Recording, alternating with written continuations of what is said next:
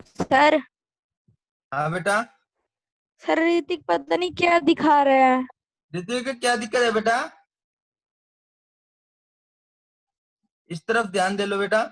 अब सेकंड जो पॉइंट पढ़ते हैं बेटा, ट्रांसपोर्टेशन। ट्रांसपोर्टेशन के बारे में पढ़ते हैं। सिंपलर कंपोनेंट, जिस खाने को या जिस फूड को हम कॉम्प्लेक्स फॉर्म से किस फॉर्म में लेके आते हैं, सिंपल फॉर्म में लाते हैं, सिंपल कंपोनेंट की फॉर्म में लाते हैं, उसके बारे में पढ़ते हैं। Transportation. Simpler component of food, जो सिंपलर कंपोनेंट ऑफ फूड होता है, गेट डिजोल्व इन वाटर, किसके साथ डिजोल्व होता है? वाटर के साथ। And are transported through xylem vessels to every cell of plant body. वो सब कोलम वेसल्स की वजह से एवरी सेल, प्रत्येक जो सेल होती है प्लांट्स की, उसमें चला जाता है। मतलब पूरे शरीर में पूर्ति हो जाती है। जैसे पौधा होता है, उसका भी एक शरीर ही होता है, तो पूरी बॉडी की जरूरत होती है, प्रत्येक सेल में पहुंच जाता है जो भी न्यूट्रिएंट रहता है।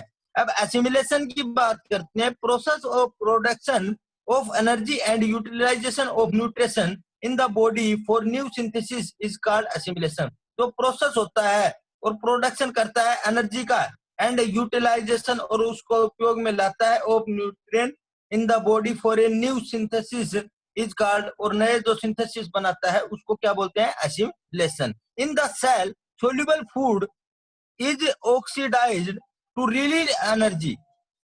सेल होते हैं वो soluble food is oxidised to release energy and carbon dioxide by the process of रेसिप्रेशन।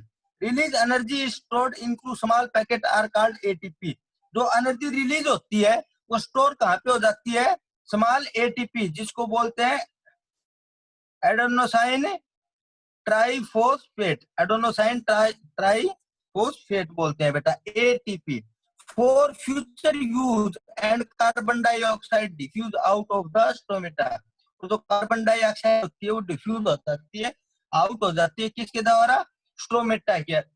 Stomata से बाहर निकल जाती है। जैसे मैंने बताया था ना, स्टोमेटा क्लोज और ओपन, क्लोज और ओपन। जैसे ही ओपन रहती है तो क्या करती है, क्या लेती है हमारे पास से? CO2, कार्बन डाइऑक्साइड लेती है, कार्बन डाइऑक्साइड लेती है। तो यहाँ तक ये आपका कंप्लीट लेसन था बेटा, कंप्लीट लेसन था। Thus food provide energy and nutrient for metabolic reaction and growth of plant body। और इस प्रकार से जो फूड प्रोवाइड होता है वो एनर्जी देता है और न्यूट्रिएंट मिलती है। इस प्रकार किसका ग्रोथ होता है? प्लांट्स बॉडी, जो पौधे होते हैं उनका विकास होता है। Finally unwanted produce and stored in separate cell of plant body to the secretory and excretory product. तो यही था आपका लेसन। एसिमिलेशन तक यहाँ तक कर लेना आप, जो मेन पॉइंट थे स्टोमेटा तक यहाँ तक पढ़ लेना बेटा। तो यहाँ तक आज कंप्लीट हो गया। किसी को दिक्कत है कोई स्टूडेंट को? हेलो, दिक्कत है क्या कोई बेटा? No sir. आज की जो बात पढ़ी थी वो पढ़ी थी सैप्रोफिटिक्स प्लांट्स के बारे में। सैप्रोफिटिक्स प्लांट्स के बारे में पढ़ी थी, या सैप्रोट्रोप्स प्लांट्स के बारे में पढ़ी थी। जैसे मशरूम वगैरह, इसके बारे में जो बात की थी वो चर्चा की थी। उसके बाद harmful effect of saprophytic fungi के बारे में पढ़ी थी, यूजफुल इफेक्ट ऑफ फंगी की पढ़ी थी। उसके बाद जो स्टार्ट किया था replacement of nutrient in soil. जैसे भूमि का जो करते हैं अदलाव बदलाव, वो किस प्रकार से करते हैं, उसमें जैसे क्रॉप रोटेशन आ गया कि फसल का रोटेशन करते रहते हैं, बदलाव करते रहते हैं क्रॉप बदल में।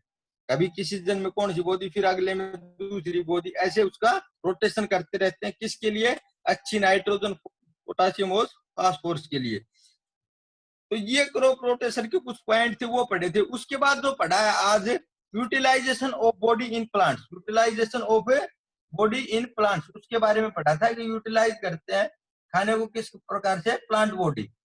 ठीक है। अब उसमें जो डाइजेशन पढ़ा था कि डाइजेशन क्या करता है, जो कॉम्प्लेक्स जो फूड होता है उसको सिंपलर कंपोनेंट में तोड़ता है, कॉम्प्लेक्स को सिंपल फॉर्म में पड़ता है और डाइजेस्ट करता है। एज इट इज ऑटोट्रोफ और जो पैरासाइट्स जो होते हैं प्लांट्स, उनको जरूरत नहीं होती डाइजेशन की।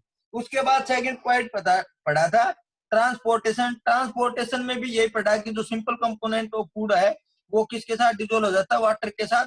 और जैसे पूरी बॉडी में जो जाता है वो किसके द्वारा? वेसल्स के द्वारा। टू एवरी सेल, प्रत्येक सेल में वेसल्स के द्वारा पहुंच जाता है। यानी सेल हर पूरे तने पे पहुंच जाता है, हर पूरे तने में। अब थर्ड जो पॉइंट कर रहा था, असिमिलेशन किया था। असिमिलेशन का अर्थ होता है डाइजेस्टिव फूड, यानी जिसको हम डाइजेस्ट करते हैं और क्या ले लेता है कि एनर्जी का रूप लेता है, और एनर्जी के रूप में हम क्या कर पाते हैं, वर्क कर पाते हैं। एनर्जी मिलेगी तो वर्क कर पाएगी। तो असिमिलेशन है वो लास्ट पॉइंट होता है किसी भी प्रक्रिया का। जैसे आप ह्यूमन बॉडी के स्ट्रक्चर जो भी फूड वगैरह करते हो, उस प्रक्रिया में भी असिमिलेशन क्या होता है, लास्ट पॉइंट। यानी जैसे भोजन डाइजेस्ट हो गया, उसके बाद वो क्या करता है, एक एनर्जी का रूप लेता है। तो एज इट इज एनर्जी मिलती है प्लांट्स को। एनर्जी मिलेगी तो क्या करेगा, वो काम करेगा। जैसे हमें फल वगैरह जो भी देता है वो मिलेंगे। तो यहाँ तक ये लेसन कर लिया।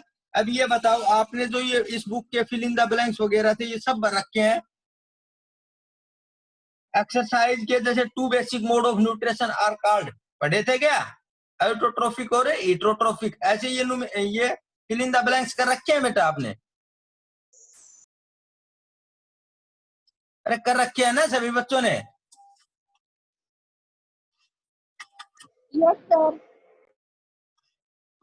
तो ये लेसन है, आपको क्या करना है, तैयार करना है। और भी बच्चे जो आज नहीं आए उनको भी बता देना कि भाई टेस्ट है, ये कंप्लीट लेसन आपको तैयार करना है, ठीक है। अगर बता दो कोई क्वेश्चन आपका छूट रहा हो, फेयर नोटबुक में कोई क्वेश्चन नहीं कर रखा हो तो बता दो, मैं आपके पास भेज दूंगा। है कोई क्वेश्चन बेटा? सर एक्सरसाइज नहीं कर रखी। कर रखे हैं सभी? सर मैंने नहीं कर रखी। क्या? सर एक्सरसाइज नहीं कर रखी। अच्छा, एक्सरसाइज